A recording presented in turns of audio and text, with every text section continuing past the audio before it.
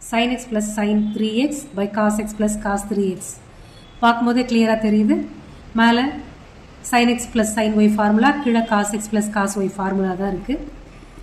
So அதோட formulas முதல்ல எழுதிப்போம். sin x plus sin y equal to 2 sin x plus y by 2 cos x minus y by 2. அடுத்து cos x plus cos y. அது 2 cos x plus y by 2 cos x minus y by 2. Okay, நம்மளோட LHS sin x plus sin 3x divided by cos x plus cos 3x. Okay, இப்போ sin x plus sin 3x முதல்ல கண்டுபிடிச்சிடலாம். அடுத்து cos x plus cos 3x அடுத்தது போடுவோம். sin x plus sin 3x. So yக்கு பதிலாக 3x இருக்குது இந்த ஃபார்முலா படி. அப்போது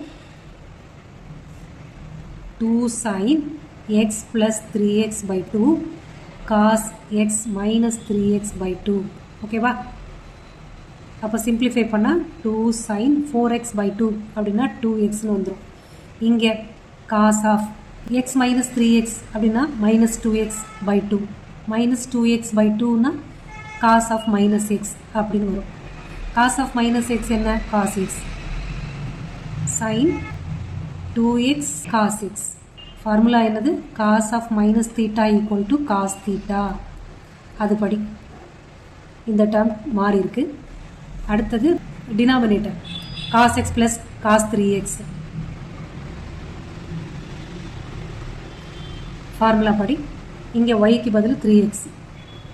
2 cos x plus 3x by 2 cos x minus 3x by 2.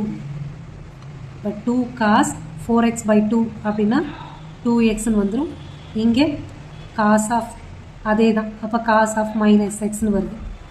அப்போனா 2 cos 2x cos x. cos of minus x cos x தானே, ஸோ அதான் இங்கேயும் வந்திருக்கு. இதை ஈக்குவேஷன் 1, இதை ஈக்குவேஷன் 2ன்னு வச்சுக்கலாம். இந்த ஈக்குவேஷன் 1 and 2 இதில் சப்ஸ்டியூட் பண்ணிடலாம். ஸோ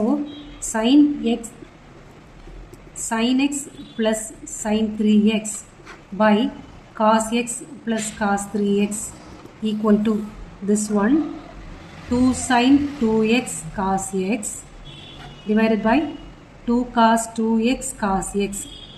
இப்போ காமன் ஆனதெல்லாம் கேன்சல் பண்ணிடுவோம்.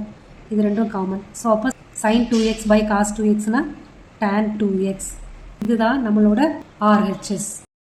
So this is equal to RHS. LHS equal to RHSன்னு ப்ரூவ் பண்ணியிருக்கோம்.